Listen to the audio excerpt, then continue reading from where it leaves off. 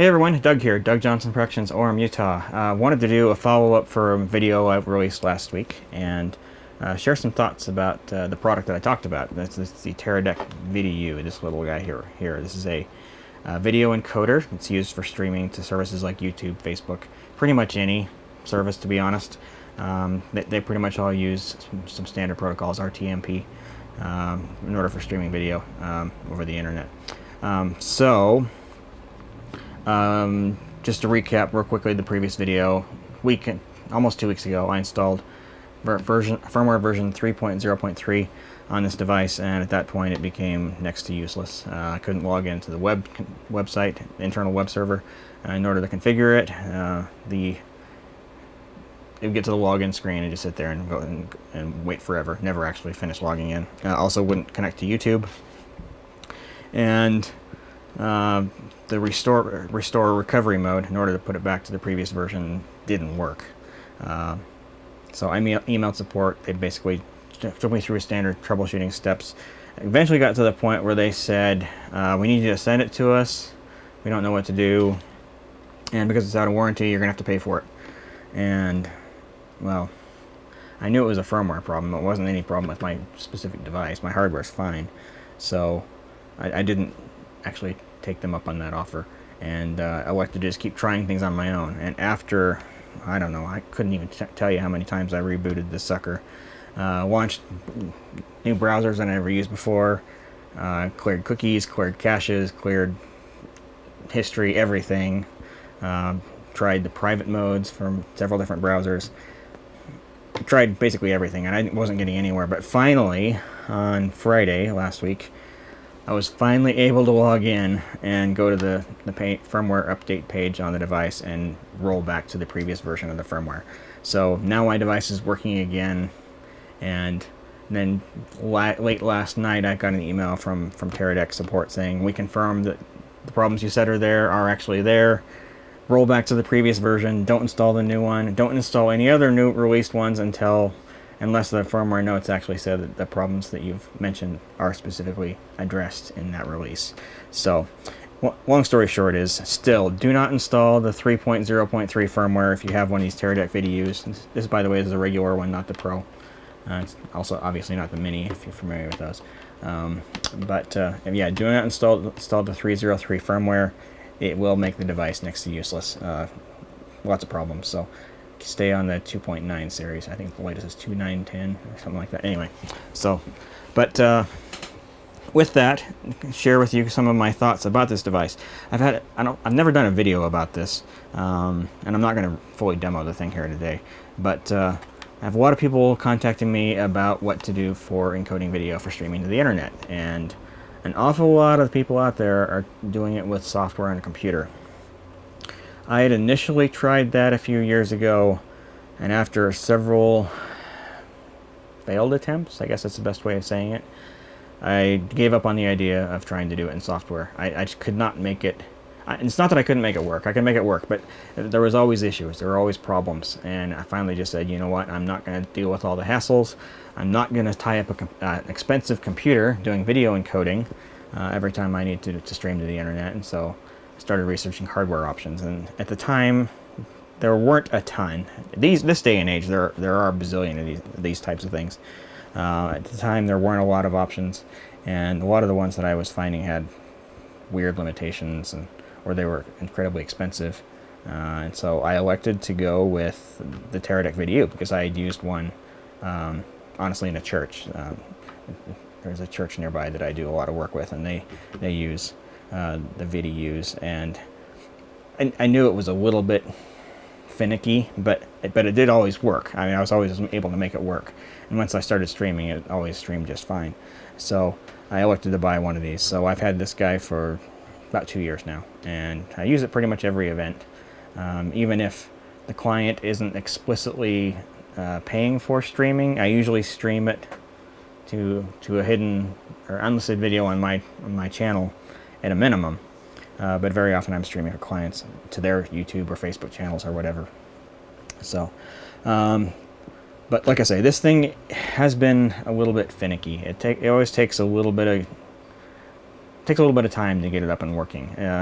It's gotten better with each firmware release up until this last broken one for configuration. You know, configuring this thing to work with YouTube or Facebook is easier than any other device that I've used, because it actually logs into those services and does all the behind the scenes stuff for you. So you're not having to copy and paste RTMP URLs and stream IDs and other authentication information and whatnot.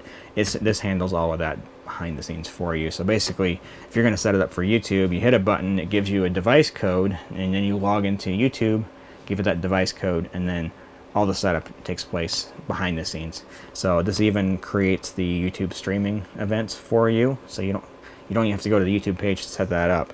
You can actually create the events right from the device. It also handles varying bandwidth conditions with those services a little bit better. So if your connection, say for example you're streaming over a cellular connection where the speed is constantly varying, this handles that pretty well. There's an option in the user interface to automatically throttle the bandwidth based on what's available, and that actually works pretty well. Like once I turned that on, I stopped having bandwidth issues.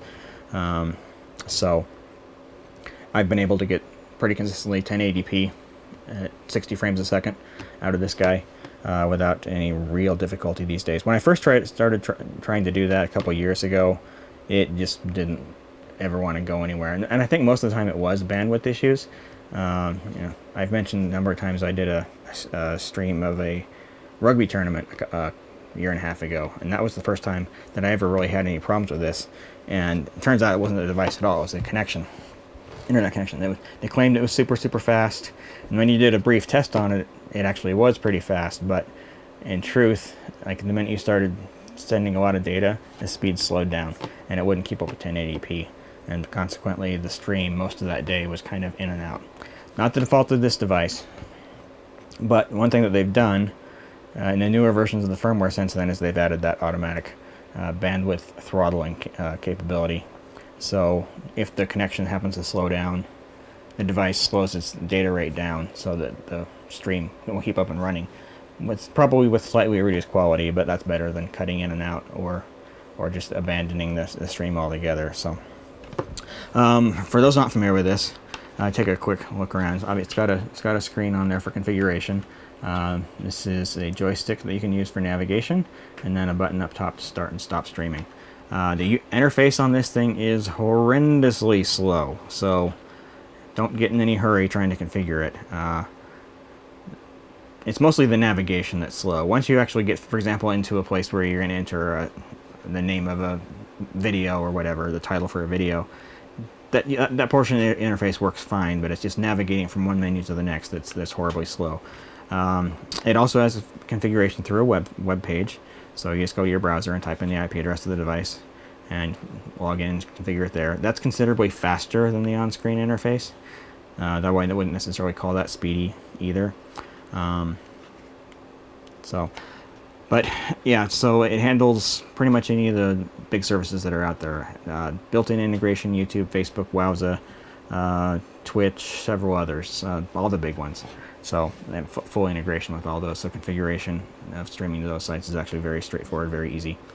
Turn around to the side here, we have a headphone output, so you can hear the audio, and then a USB. That's actually used, you'd think that'd be used for storage or something like that. That's actually used for USB modems, so if you want to stream over a cellular connection and you have a 3G or 4G USB stick, just pop that in. Those things are getting hard to come by though.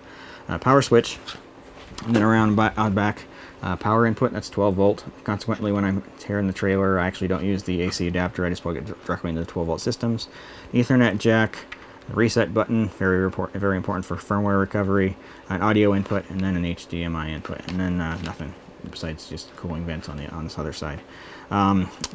This does have Wi-Fi built in. However, I've had really bad luck getting the Wi-Fi to work reliably on this thing. So at this point, I don't even try Wi-Fi anymore. I always just plug in the Ethernet because that has worked pretty reliably. A couple other cool things. This actually has a screw hole on it, so you can. And then there's a little foot that comes with it. You can mount on a cold or hot shoe on a camera. That would be more useful if the Wi-Fi actually worked right, but it doesn't. So I haven't tried streaming directly off of a camera for a while now. If I need to do streaming, this stays in the trailer, and then I run a cable from a camera into the trailer. So it also has a battery built in, although it's not good for a super long time. I think they rate it in an hour. I've never seen an hour of battery life out of it. It always dies before that.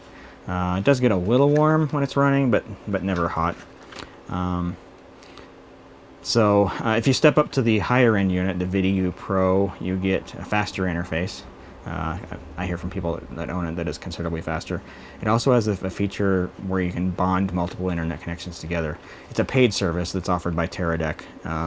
Basically, the unit can connect up through 4 cell phones and use the combined bandwidth of up to 4 cell phones in order to get a higher bandwidth stream out to the internet. So, but like I say, it is a paid service. It does go through Teradek servers. You're not going to be able to do that direct to YouTube or Facebook or whatever. So when I bought this one, the Pro didn't exist. It hadn't come out quite yet. I probably would have bought the Pro had it existed at the time I bought this. But so for the most part, it's worked pretty well for me. Obviously it has some quirks. It's not perfect, but once I get it set up and running, it has been very reliable. And consequently, I have not been very strongly tempted to get anything else. If I get anything else, I will certainly keep this, so I always have 2. I've had a number of instances recently where it would have been nice to do 2 separate streams. So one for the client and then one for me, for example, where I can do more behind the scenes of an event instead of just the program feed or whatever. So, but certainly not an essential thing. Although when you're talking about running a business, it's always good to have backups for anything that's critical. So at some point I probably will be getting another sort of video encoder. I haven't decided what that's going to be yet. But at this point I would never go back to software encoding on a computer.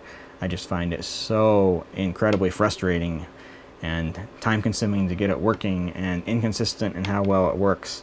It's just been an incredibly frustrating experience all the way around. And whenever people ask me about it, I try and steer them away from doing software encoding. The number one complaint that I hear is that audio and video get out of sync, and that's been true with Wirecast, with Open Broadcaster, with any number of platforms. And whenever someone tells me they have that problem, I can always tell you, yeah, that's because you're using a software encoder. Those things are very difficult to get set up correctly and to work properly. So I tell people get a hardware encoder, because in the long run you're actually spending less money because you're not tying up a computer with the software doing the encoding. It uses less power, smaller, stays out of the way. You're not like occupying space on a desk or anything like that. So it's just nice to have a hardware encoder. It does its thing, doesn't complain, doesn't need operating system updates in order to function, all that kind of stuff. So for anybody that's doing streaming out to the internet, live streaming out to the internet, definitely go with a hardware encoder. I do recommend this with the caveats that I've mentioned. So if you don't need Wi-Fi, if you're willing to spend a little time double checking to make sure your configuration is set up properly before an event, this actually does work pretty well. And in terms of configuration, I think this is easier than most of the others because you're not having to deal with those low-level protocols that you do with a lot of other devices. So in terms of competition, there's quite a bit out there this day. AJA makes something, it's called the Hilo. It's a little more money than this. It looks like it's a pretty nice device. I personally haven't used one, but a lot of viewers here on the channel seem to recommend it pretty highly. So there's another possible option as well. So with that, if you guys have any questions about this thing, I'm happy to answer those. So just leave those down in the comments below. If you have any other comments about this or anything else that I'm doing, be sure and let me know as well. Thank you guys for watching. I appreciate all the support that you've given. I will be having some review, or at least one review of products sponsored by Patreon supporters before too long. I've got a couple of products that are in the works there. If you want to help contribute to the Patreon campaign, you can do that with the link that's up here.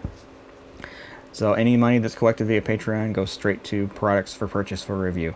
It does not go to me or my company. So just to let you know. So go back and I've got a prior video talking about my methodology and the thinking behind that. So anyway, again, thank you guys for watching, and have a fantastic day.